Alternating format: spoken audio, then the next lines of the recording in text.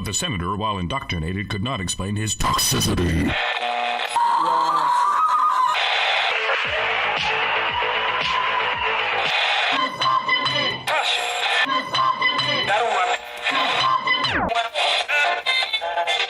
You should not listen to men's rights advocates if you want to know what they have to say.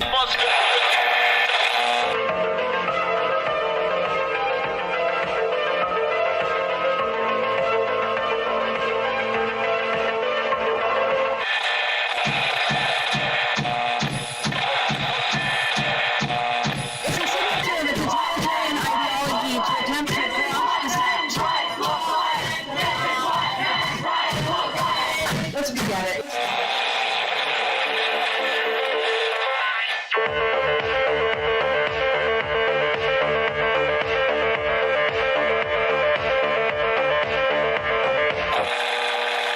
Number ZZ9 plural Z alpha.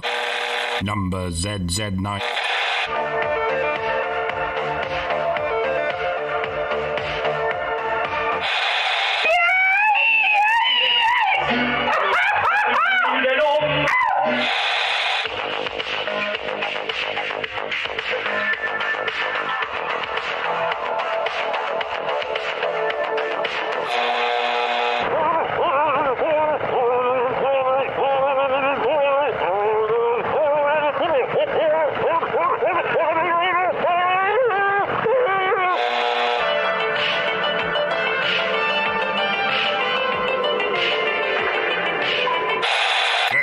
I said I've never seen such hideousness in all my life. Listen to all this, Yeah, couldn't agree more.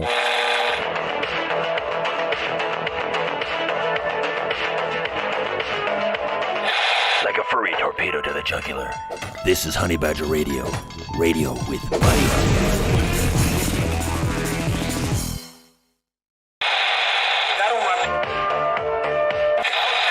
But the senator, while indoctrinated, could not explain his toxicity.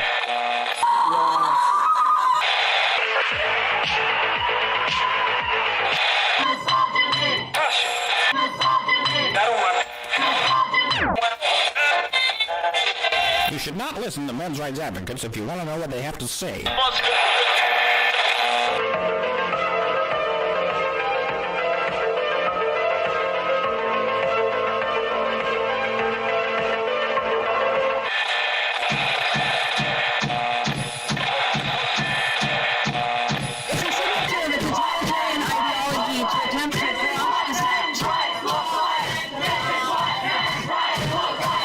Let's begin it.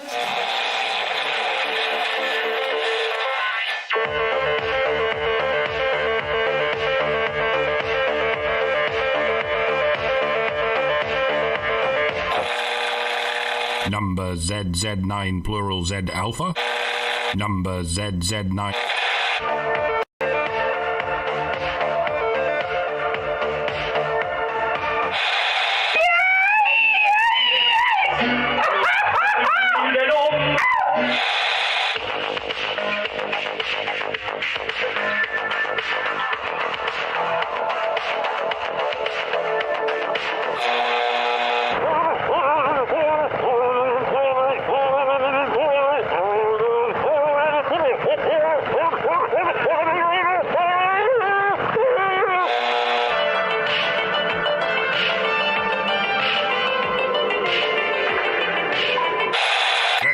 I said I've never seen such hideousness in all my life. Listen to all this, Yeah, couldn't agree more.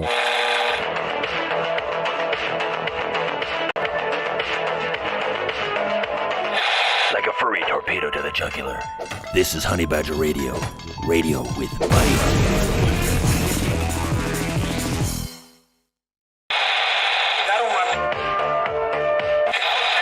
But the senator, while indoctrinated, could not explain his toxicity.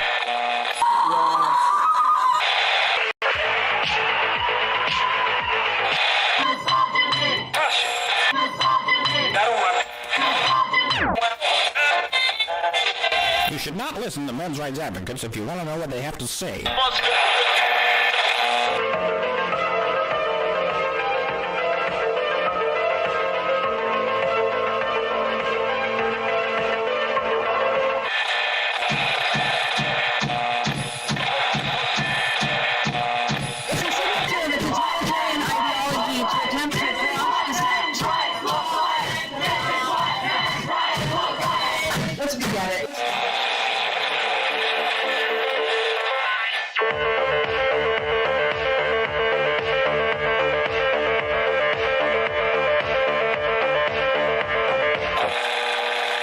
Number ZZ9 plural Z alpha.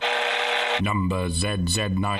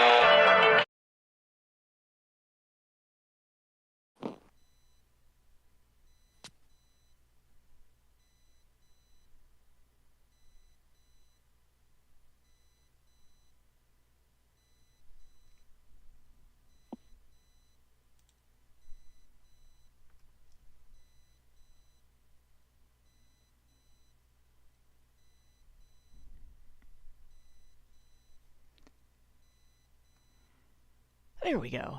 Hello and welcome to Hannah Forgets How to Control a Touchpad on a Laptop Computer. That's definitely not the name of the show. Sorry guys, had to do that. And I don't know why it's showing in my screen as the wrong thing. Hopefully it says on your screen, what does suffrage history look like? HBR Talk 207. Because OBS is telling me that it's streaming the wrong thing. We're seeing something. It's a dark blue background with some burgundy circles. Oh yeah, that's your timeline. Yes. That's the timeline. So this is going to be interesting. And I actually moved the timeline. I didn't mean to do that. There we go. So we're starting at the beginning of the 17th century here. So there you go. Relevant context. Ta-da. So hello and welcome to HBR Talk 307. What does suffrage history look like? I'm your host, Hannah Wallen, and I promise I'm not incompetent, just tired. Here with Nonsense Annihilator Lauren Brooks and the personification of Perceptivity Mike Stevenson, and tonight we're going to look at my timeline of Western suffrage and its historical context. I ain't even tired. I'm just incompetent. There we go. To better understand the way things developed. And there's a few things I'll explain about this before we get into it. But before we do that, we got to do what we got to do. As always, Honey Badger Radio dishes out a smorgasbord of thought-provoking discussions. And as experiences both recent and long past have demonstrated, the provoked thoughts are fighting back. They've made it clear that for people like us, relying on third-party payment platforms like Patreon to fund our work, and I will tell you a lot of work went into this, is treading on thin ice, or building our house in the path of a rapidly growing wildfire. In light of this, we strongly encourage our supporters to switch at least their support for us to feedthebadger.com, the most stable way to help us out. And if you want to tip us directly, instead of relying on any social media platforms tip jar, the link for that is feedthebadger.com/justthetip. And as always, the same risk applies to our social media platforms, which is why you should further provoke the thought police by tracking our thought-provoking discussions on honeybadgerbrigade.com, where you can find your way to all of our content, as well as a link to feedthebadger.com in the drop-down menu at the top of the page. And so here we go. We've been going over history related to suffrage, probably for about a month, maybe a little more than a month now. Because there's a lot of history. I mean, it's like, what, eight or nine centuries. If you go back to how feudalism developed, it's even longer, because Western suffrage kind of came out of that. To recap, we sort of went over the evolution of suffrage itself as part of the English parliamentary system, which evolved out of the concept of the king's financiers advising him through the Great Council. And, of course, those were his vassals, those were his lords. And that's, in the English system, that's where the House of Lords comes from.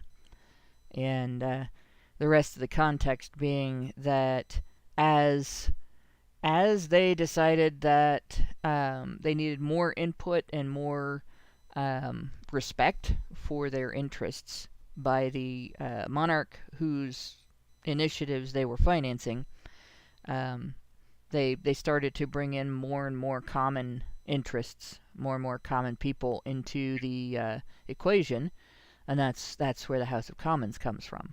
Now, obviously, in the U.S., we don't have that. We don't have royalty. We have the Senate and the House of Representatives, and they're still done two different ways. But it's done that way in part because the two-house system helps to act as checks and balances against each other, or at least that's what's supposed to happen. With the uniparty in place, it doesn't always. So they don't fight very much with each other like they should. But I'm going to move the video window. I thought I had that the way I wanted it, and I don't. I'm going to move it up so you can see more of the... Whoops, that's not what I wanted to move. I want to move the actual... There it is. And now this is going to appear kind of small, and I think I'm going to have to... I think I'm going to actually have to shrink it. I hate to do this, but it's a matter of what you can and can't see in the window. Yeah, the whole thing all along there's a whole area at the bottom that you guys can't see. So I'm just going to move this up.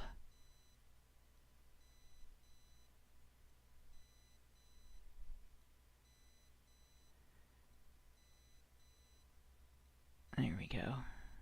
And we'll see. And then there's above and below the timeline as well. So we'll do that. Yeah, and I can move it around this way, and that way you guys will have a better view of this. And alright. So there's going to be a blank spot behind us for the most part. This will just give, like, underneath the timeline you can sort of see it has other capacities that can be shared and stuff. But it's not finished, so there's a lot I'm going to add to this over time, but there's way more than we're going to discuss tonight already on it. So there's that.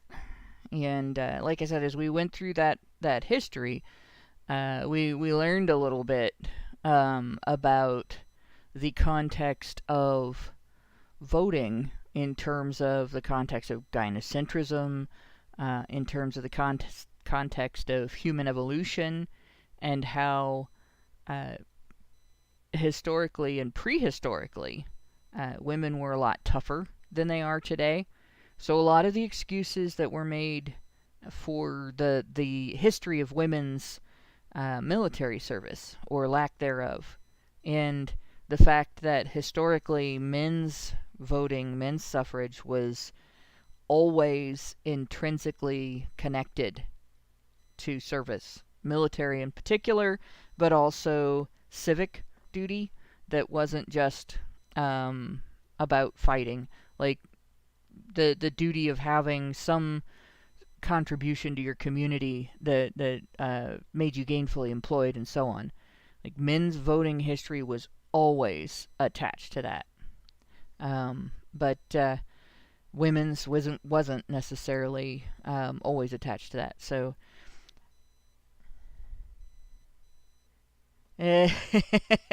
Albert Nader gave us $5 in Canadian and said, "Stop screwing with the timeline, Hannah, or the TVA will show up. They screw up Loki and the MCU. You don't want them here. Ketchup, women most affected."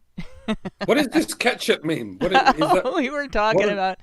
do you remember a few shows back when we were talking about ridiculous things that were funded by tax dollars? Because we talked about the relevance of taxation to the history of suffrage as well.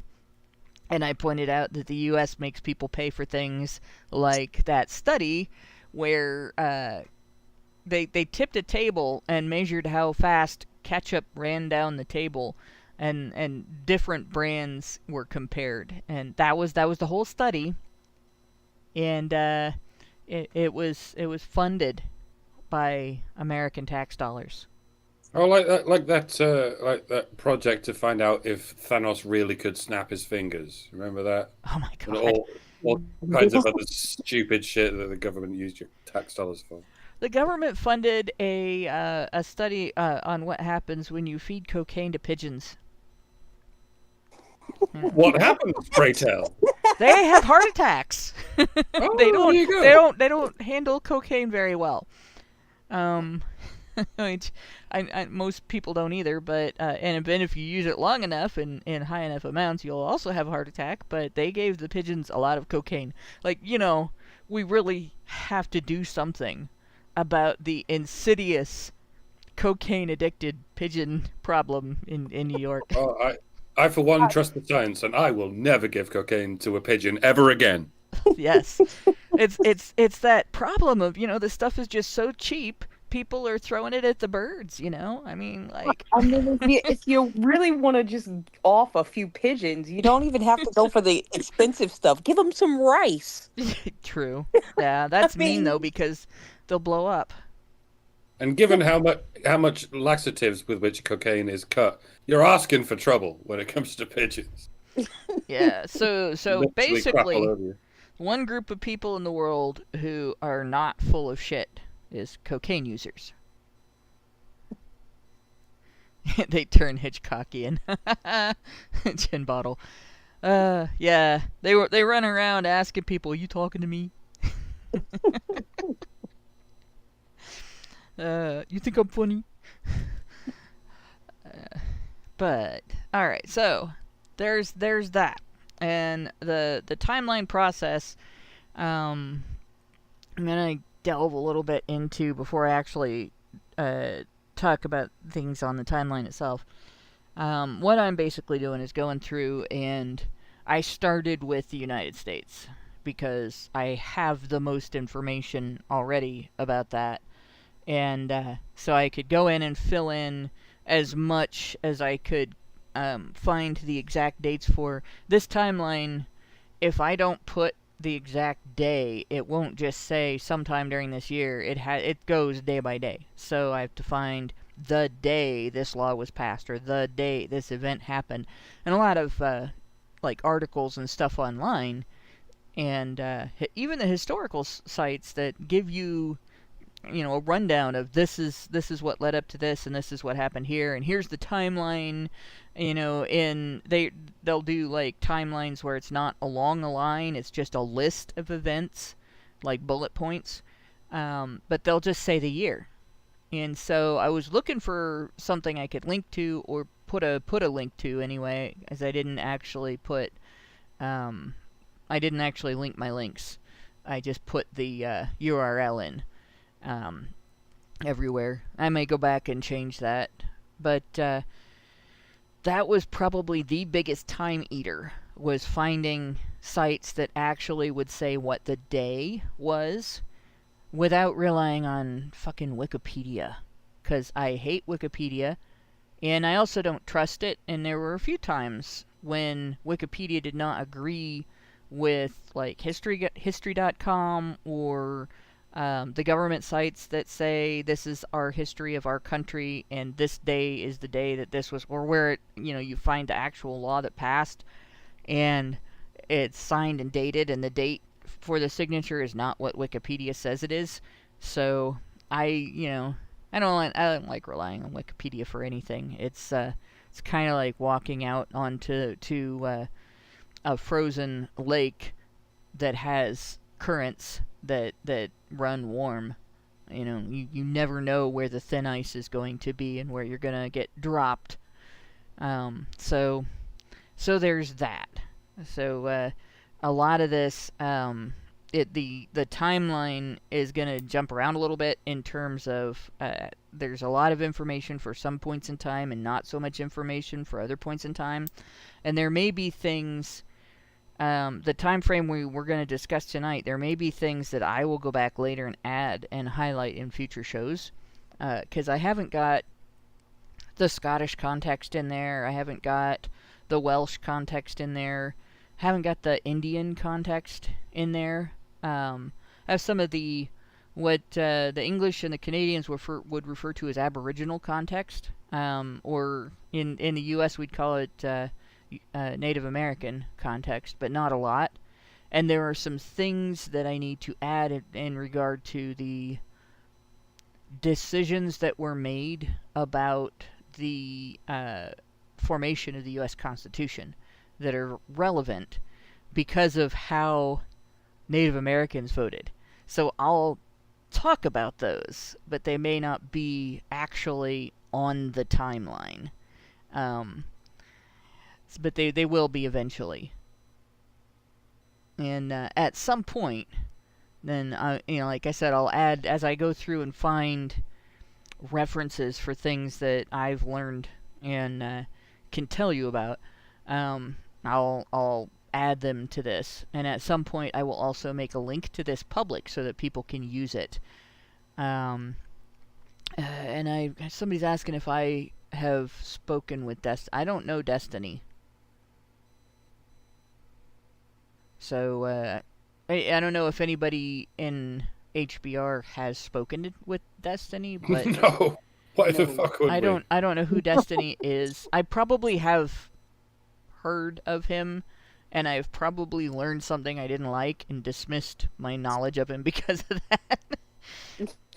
He's a pointless midget with a brain the size of a walnut and a mouth the size of Jupiter. Oh, he's a feminist. Yes. Oh, yes. Now, why would I speak to that guy? Like male feminists in particular can be very annoying when it comes to dealing with issues like this. And it's like female feminists, they're entertaining because they throw temper tantrums and they do the flounce and bounce, which is fun. Like they squawk, they go off like one of those toys that they put on the shelves around Christmas time where you touch it and it plays a song or something. Except for these, like you speak to it and it has a massive complete meltdown and then blocks you. But male feminists are like, either they have been made neurotic in a way that is abnormal even for neurotic men, and it hurts to talk to them because I don't like seeing anybody like that in that mentality, right? Or they have boundary issues, and most of the time I run into the ones that have boundary issues. And some of the behavior they engage in is kind of disturbing. And it feels like I'm talking to somebody whose boundaries have been sort of forcibly erased by the ideology that he has joined in with. And are you sure you haven't broken met person? Are you sure you don't know who Destiny is? Because you're describing him to a T. I actually am talking about the last guy that I had a conversation with on Twitter. It's really bad. The last feminist guy I had a conversation with on Twitter. It's very... And it really is. It's just very disturbing to talk to male feminists. They have problems that... when we start healing as a society from the damage that feminism has done, those guys are going to need a lot of work. And it's going to be a lot of work to keep them from self-destructing. So, but, no, Albert Nader Retro gave us $2 and said, Destiny is the poster boy for simp. I'm just not. I'm not going there. I'm not interested in this guy at all. I would say he can kiss my ass, but I already told you a lot of male feminists have boundary issues, so you don't say stuff like that about them, because they might do it.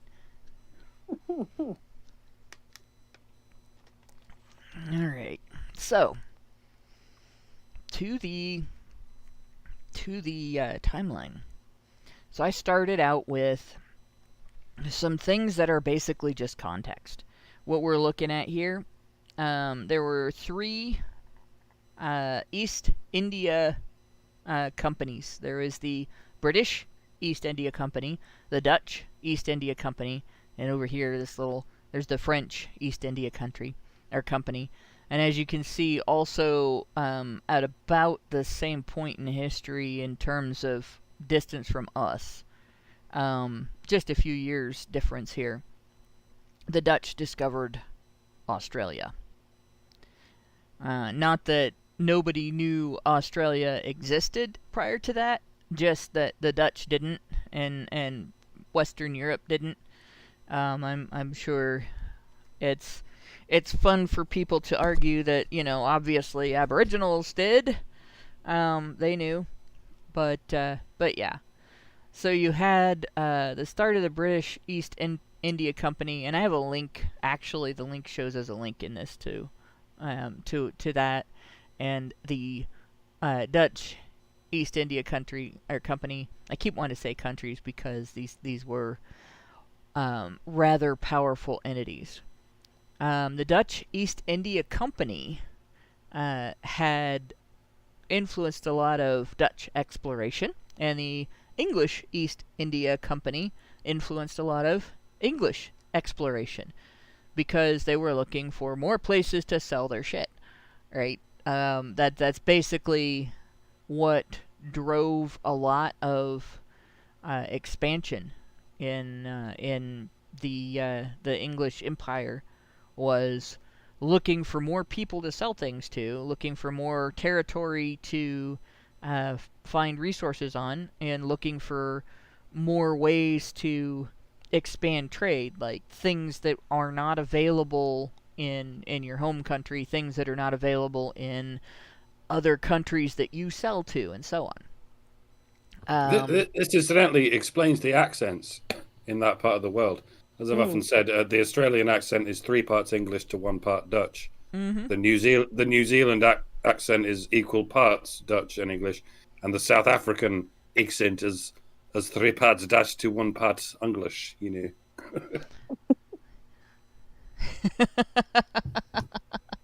I'm curious about Jamaicans, because Jamaicans, it seems like it's their accent is either Scottish or Irish or something like that. Well, there were Irish in Jamaica, so that is a possibility that it's been influenced.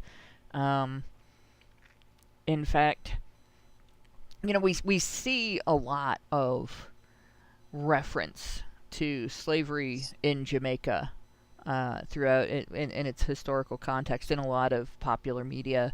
That it goes back to the time period and everything, but at the same time, there was a huge amount of if you were in Ireland and you were convicted of certain types of crimes, they put you in indentured servitude for that. If your parents were too poor to feed you, they might sell you into indentured servitude. If you were out one night by yourself and you didn't watch your back enough, they might clunk you on the head and put you into indentured servitude against your will, kidnap you, ship you across the ocean, and then say, well, if you want to go home, you've got to pay us. So you got to earn your keep back, and you're going to have to work the rest of your life to get that. And then about half of the people that were put into indentured servitude were worked to death, so they never got their freedom back. And this is differentiated from slavery by people who care about skin color, basically. Like, there's not, the main difference is that they were given the illusion that they could earn their freedom back, and if they were really lucky, it might happen before they got old. And got too old to be useful to the people who kidnapped them or imprisoned them or so on, right? But yeah, so the reason that I included the East India companies was this, like exploration and discovery and So there's some other possibilities in terms of Australia here. Let me see if I can... No, I apparently can't scroll with the pop-up. What it says is 17th century Dutch East India Company, which I'm not going to try to pronounce the name of, because I'm not good at that. But yeah, I can't. I'm looking at that and I'm like, no, the Dutch is so difficult, despite how close it is to English. Yeah. In certain phrases, like "we hebben een serieuze probleem," but this is the Verenigde Oostindische. Yeah, it's whatever. So it's the VOC. The navigators were the first Europeans to set foot on Australia's soil, although there is a strong theory that the Portuguese explorer Cristóvão de Mendonça, I think that's correct, may have discovered Australia in 1522. The first recorded European landfall was made by the Dutch. I believe that's pronounced... Is it Wilhelm or Willem instead of William? Jenzoon? Probably. In 1606. Willem Janszoon. Janszoon, yeah. So that's that. We aren't going to hear a lot of Australia up until much later. But, so after the British company is established and the Dutch company is established, we have this lighter colored bar here. And I made it lighter colored because it's important context, but it's not as important as the voting things. But for people to understand, the English and Dutch East India companies had this rivalry. They were hugely important to the changes that took place in where people lived, who lived where, immigration, travel, and so on, and trade. And they had a lot of power. They were almost little governments unto themselves. They were like the BlackRock of their day, shall we say. Yeah, and they were very empowered by their governments to take actions, make decisions, and so on, because their governments were profiting from them.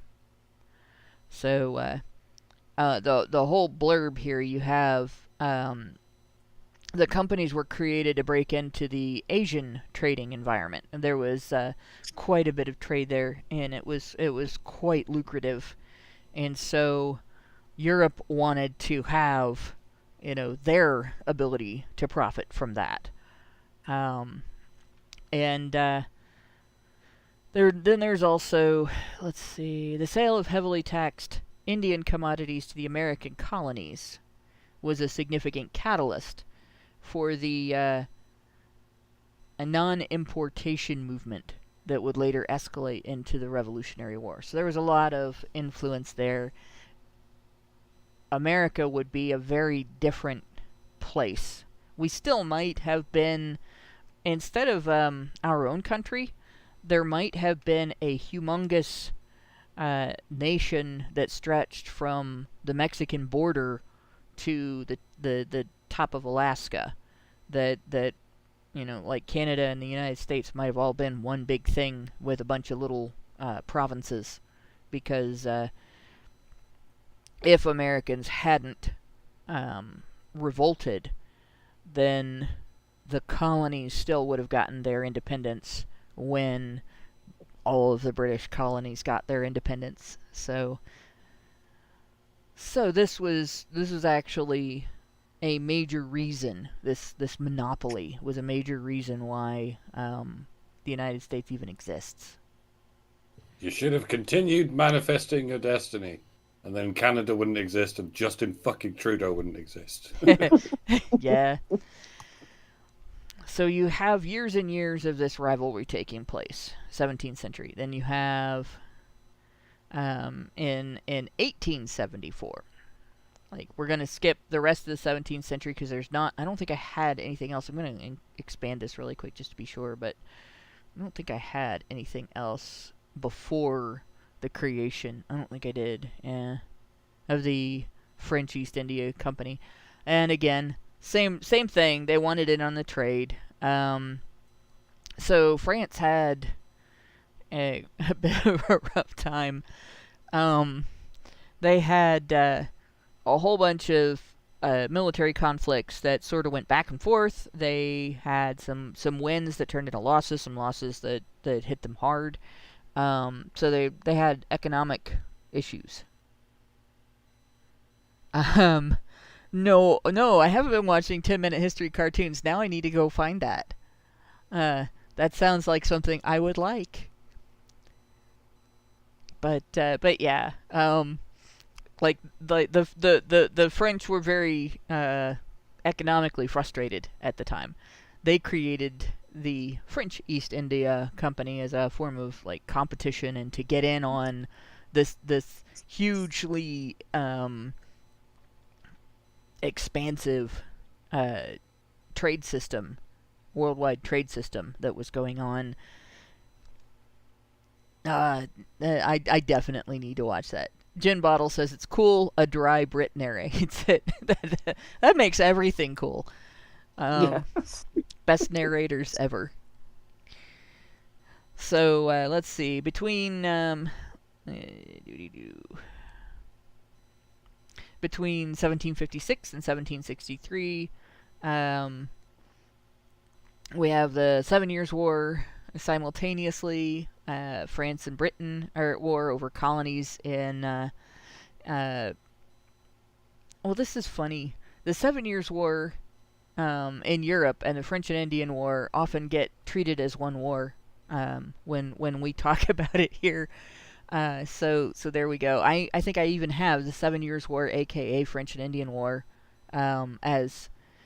Because it was basically one thing, one conflict fought on two fronts. But yeah, at the same time as this is going on, French and English East Indian companies have their conflict going on. All of history was one long war, really. Yeah.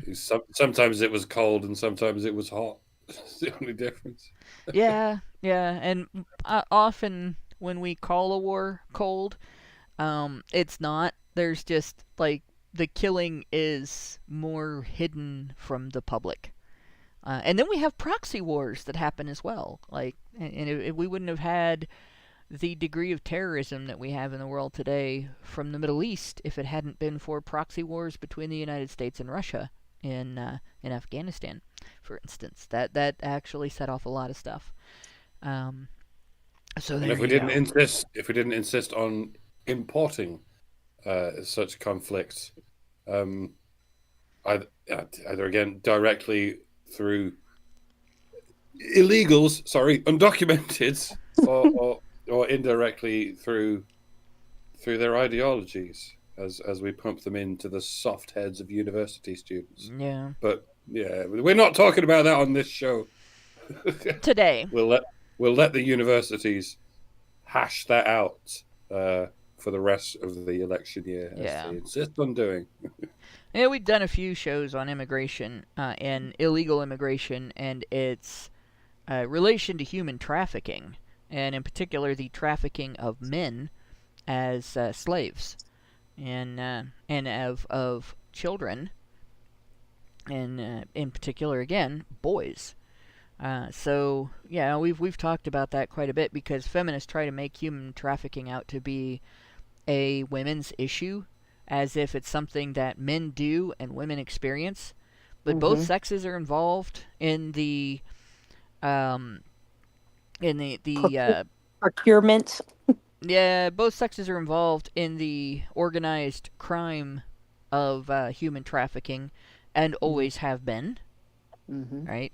And both sexes are targeted, and always have been.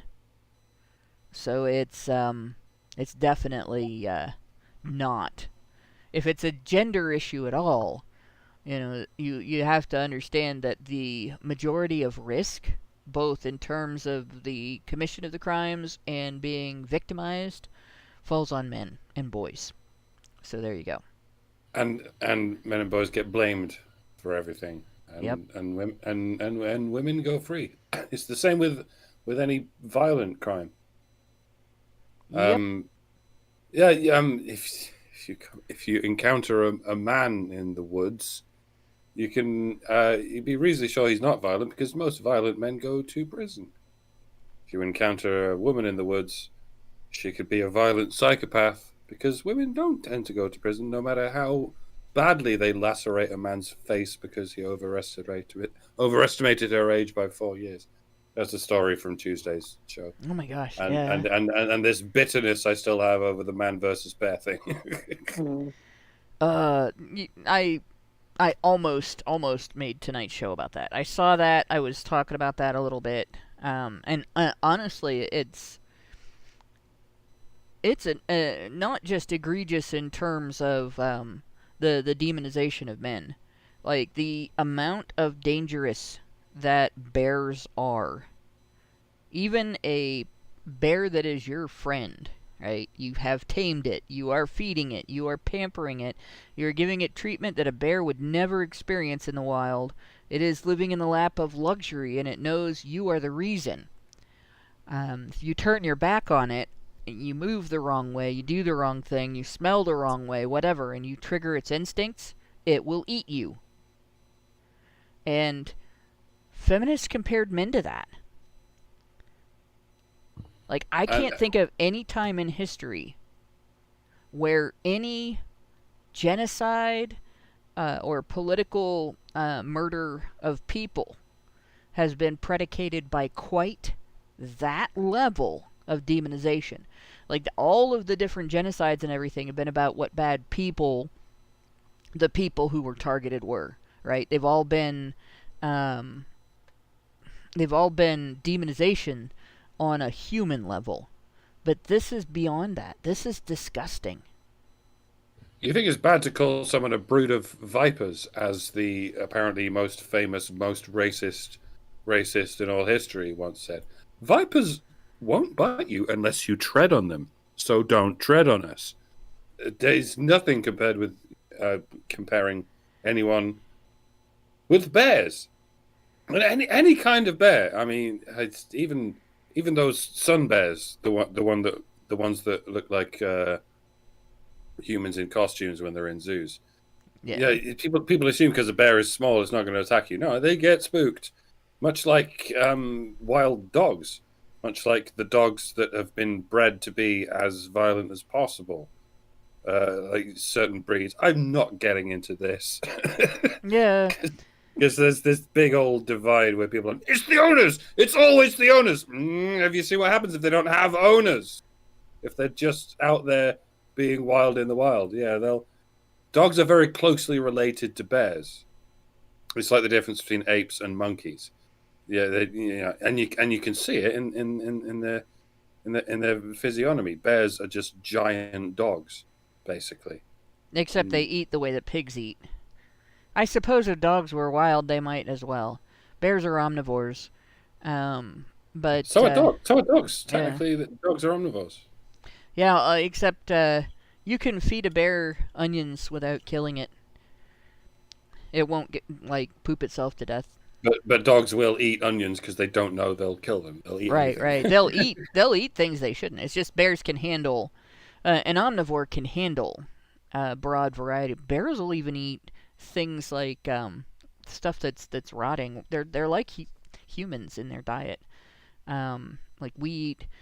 If you think we don't eat things that are rotting, look up for the process of fermentation.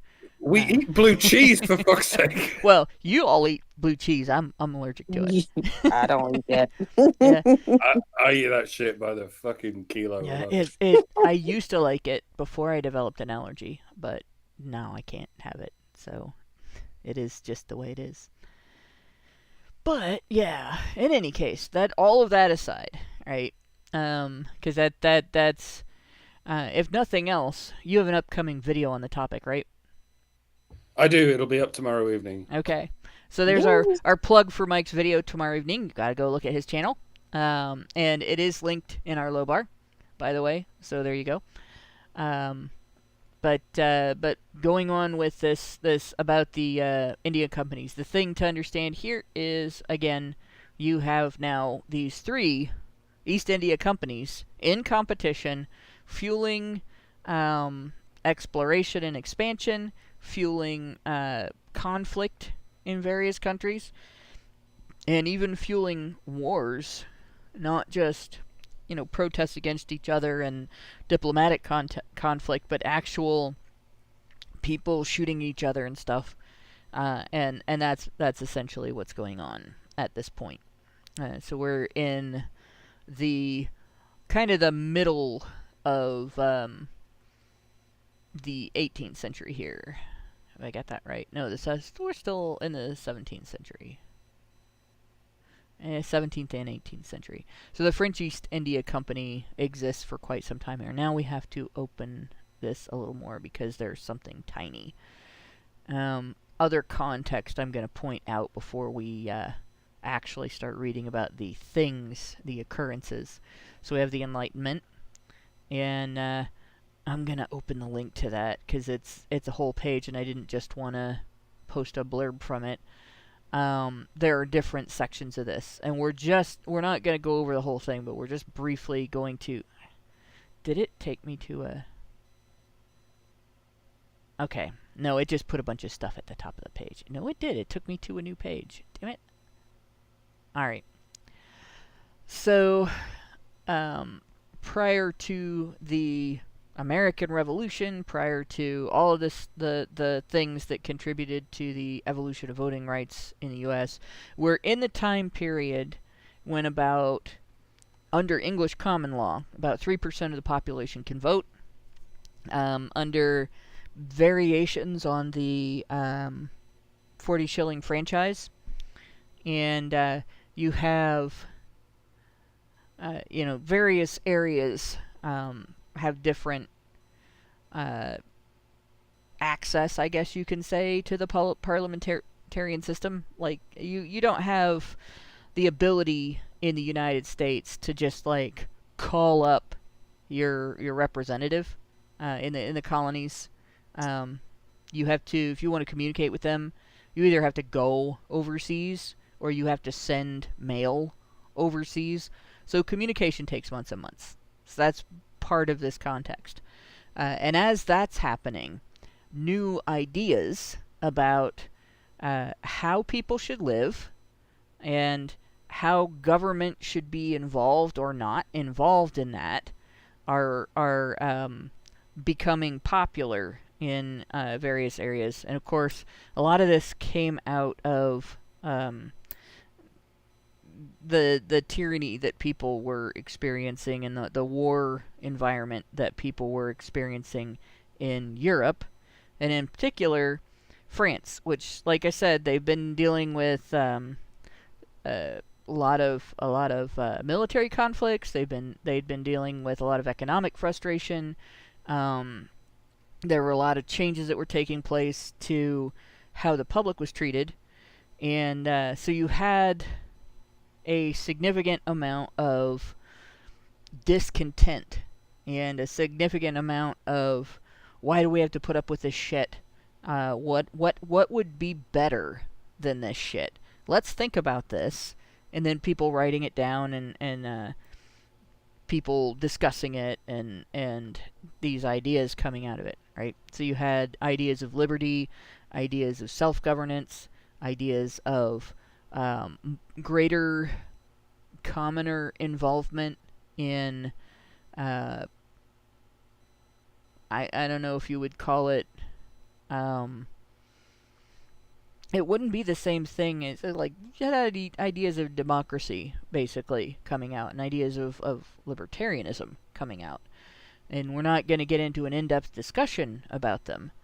But at the same time as all of that was happening, you also had feminism in France being, like, we talked about the evolution of proto-feminism when we talked about gynocentrism.com's 2 articles, and that was going on and expanding at this time. And we will read more about that in the future, because it is something that needs to be understood as well. So, see if there was a blurb in here that I wanted to read, and I'm pretty sure. Yeah, that's the late Enlightenment. I wanted to go back to the early part of it. So, European politics. This isn't the part that I wanted. There we go. So, the Enlightenment produced numerous books, essays, inventions, scientific discoveries, laws, wars, and revolutions. So, all of this was... it wasn't just something that was happening in France. All of this was... the discussion would start in France or nations around France, and something would get published. And the thing that was published would get sold. And again, you had this huge expansion of trade throughout the areas in the world that Europe was trading with via these 3 trading companies. And they were all about money. And it wasn't quite the same as like modern companies do a lot more micromanagement of things. So if you had an equivalent today, some AI in some communication system, whether it's social media or whether it's like a web crawler or even a publishing company, would go through whatever you write, and if they don't like it, it just gets memory hold. But back then, all of this stuff, as long as there wasn't something openly red flagging it to people that would have suppressed it, could fly under the radar. So that's basically how you ended up with these ideas influencing people outside of the areas where they came about. And so the French Enlightenment is particularly influential on the American Revolution, and then the American Revolution inspires the French Revolution to actually happen. Like it goes from an idea, something that we probably could do this, to look, they did it. We definitely can accomplish this. So there's another important bit of context right there. And go back. There we go. Close tab. Meanwhile, we have the Bloodless Revolution in the UK. It's not going to show it. The call also referred to the Glorious Revolution. And this was about Catholicism, if I understand it correctly. Like, this isn't something that... Sorry, I'm, like, trying to get that to show, and it's not going to. This isn't something that we went over extensively in school. It was, like, something you had a brief mention of, and you blip on the radar in world history, and then we move on. Because it wasn't really part of American history. And they don't really do a good job of educating us on the world contributions to American history or America's contributions to world history until the 20th century, for some reason. But this was essentially the King of England at the time was Catholic, and the supporters of a rival. I'm trying to remember the rival, and I thought I had it in here, but doody-doo. Let's just go through here. Yeah, King James II was Catholic, and of course his son was Catholic. James Francis Edward Stuart, who announced, whose elevation to the throne set off this revolution. Then, of course, it wasn't a fight. It wasn't a physical fight. Actually, no, this wasn't the one that wanted a divorce, and the king and the church, the English church, was born. This is different. That was your boy Henry VIII. Yes, yes. Yeah. And there we could talk about some of the things that he fucked up for the world. I blame the existence of welfare systems on him because he basically he went after the organization whose charitable work was dealing with the poor in England, and then suddenly they became the responsibility of the state. And so then the state started having to fund more measures to prevent them from being, homeless on the street, beggars, and so on, workhouses and things like that. And then all of a sudden the state discovered that this is an expensive prospect. So we had the first, we had this thing, welfare reform, in the Bush Jr. era, and everybody acted like it was a new idea. But if you look up the Elizabethan poor laws that existed to deal with what happened when the poor became the responsibility of the state after the church was taken for so much by the state, it was the same set of laws basically. So yeah, it's not new. But yeah, so we had a conflict between Catholics and Protestants. This is going to be a thing that you see a lot over time. When we talk about Ireland, which we haven't talked a lot about, that is going to factor in immensely. I think people are pretty well aware of that. You have to wonder if this schism between Christian denominations was a good thing or a bad thing, because in a way it did soften the hegemonic influence of a once all powerful church, and that's what brought the church to a point where it didn't have quite so much power over the people. Yeah.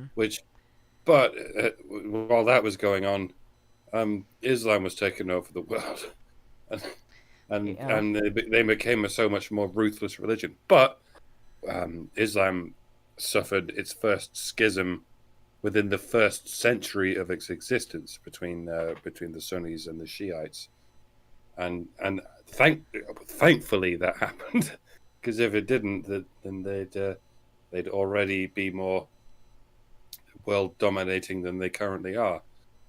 And which leaves you with the question is, should religions schism themselves into competing factions, or should they remain a sort of singular hegemony? And I'm tempted to treat this like the anarcho-capitalist I am and say, no, there should be competition. It's like the free market.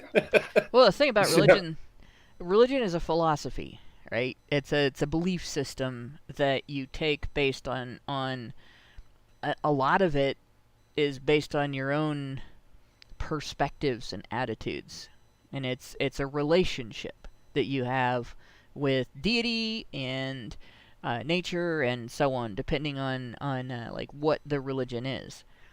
So it's not so much a question of whether splits are good or bad, but whether they are avoidable or inevitable. Because you really can't. There's not necessarily a morality or right or wrong to it, so much as there is. This is going to happen as people come up with new ideas and beliefs and ways to describe their relationship to the divine and to the universe and to nature, to everything, and form ideas that have to be taken at face value, because they can't necessarily be tested based on the methods available at the time and so on, you're going to have people who are going to disagree, and they're going to disagree vehemently. And when the issue of disagreement is, well, if you're wrong, you go to hell when you die, and if I'm wrong, I go to hell when I die, like, the disagreements are going to be pretty harsh. So I'm sticking with my answer. There should be healthy competition between religions, just like there should be healthy competitions between corporations or businesses or indeed countries. And if you look at the history of the Catholic Church and how it was run, kind of like a mafia, or a government, you got a valid point there. Like, globalism is never going to work. Well, it's going to work for those who control it, but if there's no competition, then it's just like internet service providers or phone service providers. If there's only one in your area, then they don't have to give a shit about any complaints you have about their service. They're just going to go, fuck you. Where else are you going to go? You have to do whatever we say because you can't go anywhere else. Fuck you. And that's what's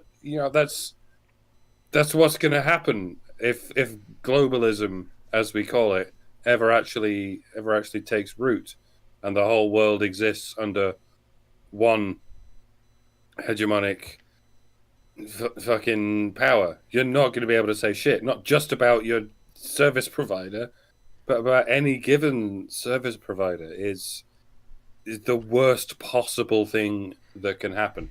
And I'm not saying we should all divide ourselves into tiny tribes, like was the case back in 4,000 or 5,000 years ago.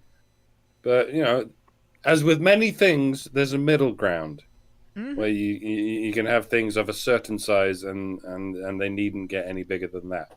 And that's why we have countries. I think that's a good middle ground, where you can have a country that extends from coast to coast, but not from continent to continent. And I think the same goes with religion. You can have religions that extend from coast to coast, but not continent to continent. Maybe, I don't know. Richard Beer wants to know the difference between a government and a mafia. So my answer, know. answer to that, there isn't one. Yes, there is. There is one difference. The mafia doesn't pretend to have the legitimacy of public approval for all of its actions. The government does. It doesn't have it, but it does pretend. It pretends to be doing the right thing. Mafia doesn't pretend to be doing the right thing. They are full-on open about, if you go against us, we will kill you. We are in charge here because we are the biggest, the strongest, and the meanest, and there is nothing you can do about it. So there you go. They may even have a code of ethics that they go by and still will say, but yeah, we're criminals, and that's okay. Government doesn't admit to being a criminal enterprise. But it is. They just redefine criminal, so they're not guilty of it, and anyone they don't like. Yep. And in fact, there's not, people differentiate between government interests and corporate interests. But if you look at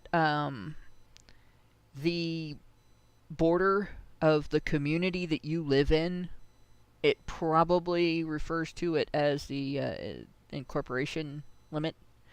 That's because your community, your city, and your state, and your national government are all corporate entities. A corporate entity is a group that acts as a single unit. And they have corporate economic status, basically. Corporate entity is a group that acts economically and under the law as a single unit. So they have the same structure as a corporate entity. They'll have your mayor is your CEO of your city corporation. Your governor is your CEO of your state or province corporation.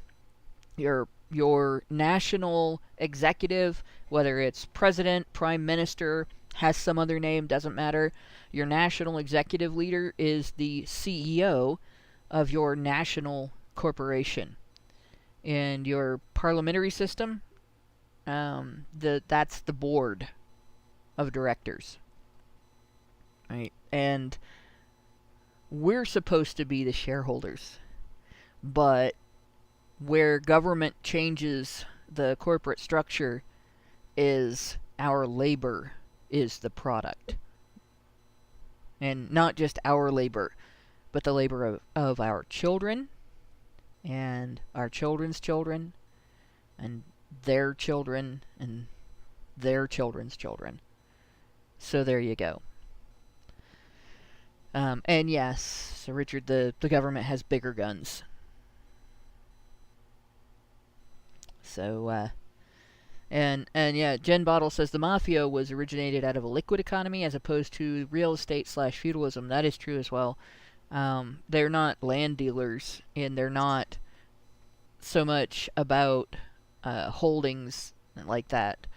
So yeah, there definitely are some structural differences, but in terms of power and how they affect in fact, there have been times in history where the mafia could have been said to be more beneficial to the local communities they were in than the government. More than once. So, but we won't get too much into that. One last hot take to end it on. I think the difference between a mafia and a religion, the difference between a mafia and a government is the same as the difference between a cult and a religion. They're not the same, but the same thing at different scales, which isn't the same because it's a different scale. That's gonna piss people off. Sorry. There's a pathology of isolationism and boundary issues between the leadership and the practitioners that makes a religion a cult. It differentiates between a religion and a cult. I would say, in that instance,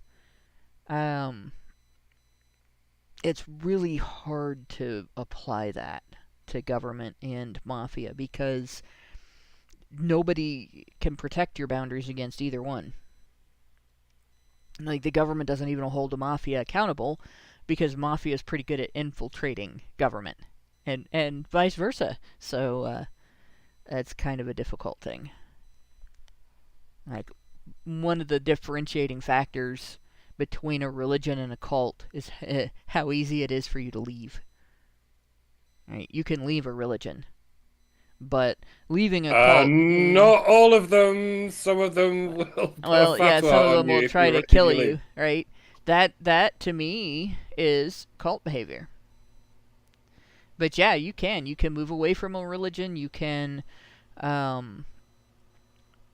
reject a religion. You can choose not to believe. You can be non-practicing in some religions. Like, I hear people say they're non-practicing Catholic all the time. Not quite sure what that means. But yeah, and unless you start coming out and bad-mouthing Islam, a lot of people that do leave Islam, they just leave. They don't have this issue of the cult coming after them. So I'm still alive. Yep. After all these years. Yep. But yeah, people that... Because you're in a country where you're allowed to do that. That's the whole point of having this healthy competition between countries. If you don't like your country and you don't like your religion, leave to another one.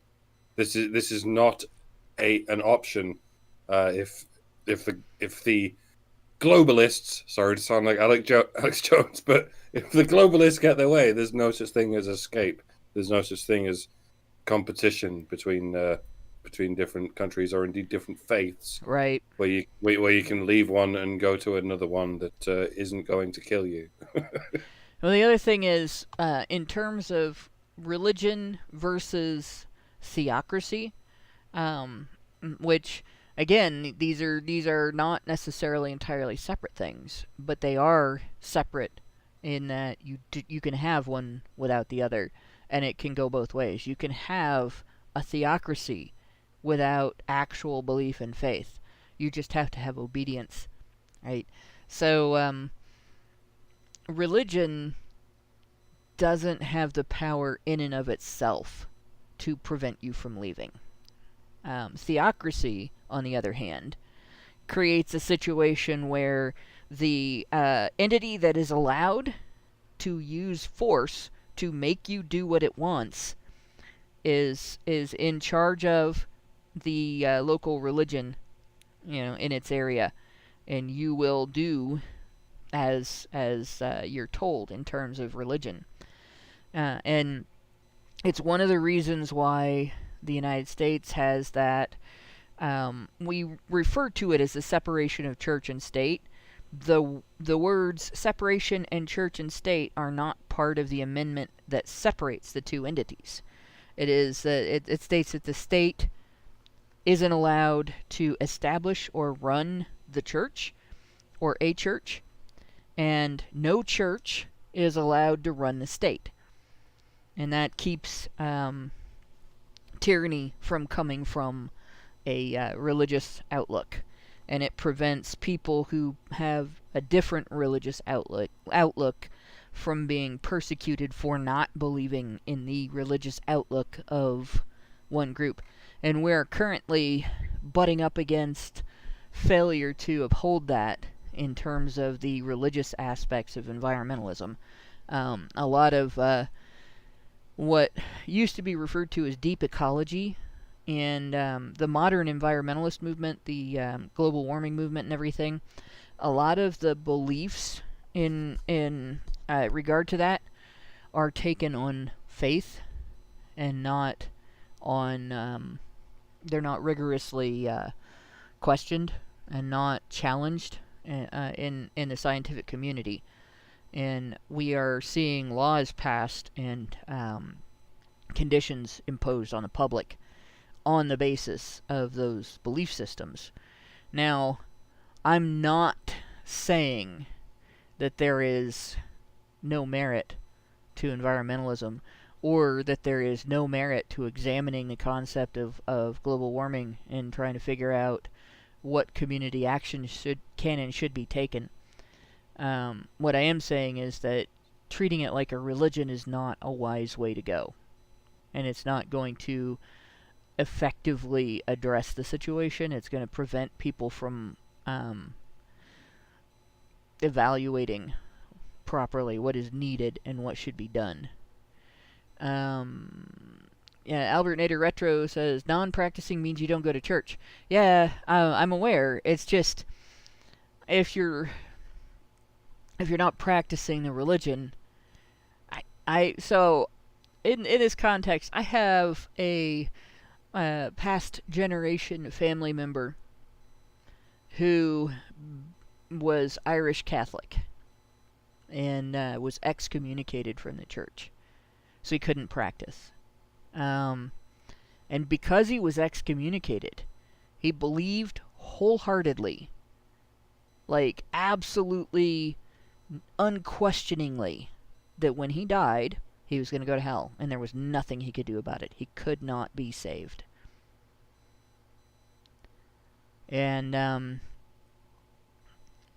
there's a set of requirements that you are, like, rituals that you are expected to do as part of that particular denomination, that your relationship with God relies on maintaining those. You don't just ask for forgiveness when you sin. You have penance that you have to do, and so on.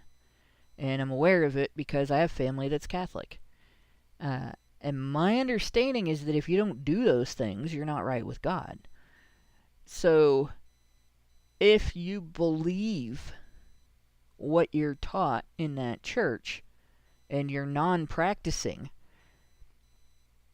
that seems it doesn't make sense to me. Now, I'm not Catholic. I wasn't raised in the Catholic Church. I attended with friends sometimes. It was very different from the church that I went to growing up. My childhood denomination is called Christian Union. It's an offshoot of the Baptist Church. And I guess their fight with the Baptist Church was over whether or not you are technically saved before you get baptized. Because you like, the process is you make this agreement with God that you're going to follow the teachings of Jesus, and that you believe everything that the Bible says about who Jesus is and what he stands for and what, the relationship that you have with God is and all that. Right? And you make that agreement, you've accepted that, and your life is now changed. You're going to going forward, you're going to use that as the guide for your behavior toward other people and how you live in the world. And that is supposed to be the salvation. And then the baptism is supposed to be you announcing that you have been saved and cementing. It's like the handshake. So the Baptist Church doesn't think the contract is signed if you didn't shake hands, right? If you didn't have your baptism, whereas the Christian Union Church considers the contract is signed when you make that agreement, because you everything that's in your heart, everything that's in your mind is known to God, and so once you make that decision, you've already sealed the deal, so to speak, and that you don't need to, like, it doesn't say that you don't need to be baptized. It says that you're, like, if you go from where you get saved to where you get baptized and you get into a car accident and die on the way, you don't go to hell because you failed to have the baptism, right? That's, to me, I think that's kind of an irrelevant fight. It's missing the point. And it sometimes bugs me that so many denominations exist over such small issues. Like, I don't consider myself denominational if I like the way a church is, if I go in and it feels like it's a place of love and care, and everything that I'm hearing matches up with what I've read in the Bible, then it's a good church. And if I go in and people seem like they're nervous and scared and they're only there because they think they have to be, then it's not a good church and I don't want to go back. That's pretty much the way I deal with it. So, like, in terms of all that conflict, the main thing that I would say is that I like the concept of a separation of church and state, and I think the United States needs to do a better job at practicing it. I, for one, believe in a higher power. I have encountered it several times, but I don't know what it is. I don't know its nature. But I'm reasonably sure that it's out there because, like I say, I've been in certain states where it has spoken to me. I haven't spoken to it because you can't speak to it. All you can do is listen. And I don't require any religion to write a book telling me about its nature, because that's not how it works. Humans can't write down a book where they can say for sure what that higher power is. Certainly not what the name of that higher power is. Yeah. It doesn't have a name. It is unnameable in the language of mere organisms like us. It's out there, and we do not possess the capacity to even give it a name, let alone prescribe its nature. And I'm fine with that. I'm fine with anyone else revering that higher power. I just don't think any human or any collection of humans has the wherewithal to tell anyone else what it is, or name what it is, or tell anyone else what it wants. But it's out there. Oh, hell yes, it's out there. And you know, it's important that we revere it as we see fit. I guess I'll leave it there. Yeah. Yeah, it's one of those things where differences in people's outlooks on it and how we react to those differences and how the law can warp how we react to those differences means that in the context of human rights discussion, the most important thing is recognizing that it is not the place of a state to interfere with people's relationship with the divine, the higher power, whether you consider it deity, whether you think of it as an intelligence, anything from it being a separate being from us to actually the simulation is that we are all living in God's mind, and each of us is just a thought, not spelled THOT. And we're out here provoking those thoughts. Yes. So, it's not a matter of whether there should be differences or not. It's a matter of differences are inevitable, and it's a human rights abuse for the state to fail to recognize that and try to make it take control over it. This is why we separate these things, or rather, while y'all separate these things with the First Amendment, of which I, for one, am envious. I wish the Constitution of my own beautiful country had such an amendment to our own apparent Constitution that can separate such things. That's why I have dreams of moving to y'all's precious country one day. I just hope we get it fixed. We've got a rift right now in the country that's threatening to eat the whole place. Albert Nader Retro gave us $2 Canadian and said, "When they turn in the kitty grabbers, I'll go." And that point, I'm going to say, is another vital aspect of the importance of not allowing the church to use the state as its weapon. If it has that much power, then when things like that happen, you have no recourse. And while I'm at it, since I'm reading these, Meredith G gave us $5 and said, HBR Talk 307, honey for the Badgers, thanks for the thought-provoking discussion. And Sleepy Aussie gave us $5 and said, I want all of you honey badgers to know you are full of shit. Good shit, that is, so keep it up. We have the good shit.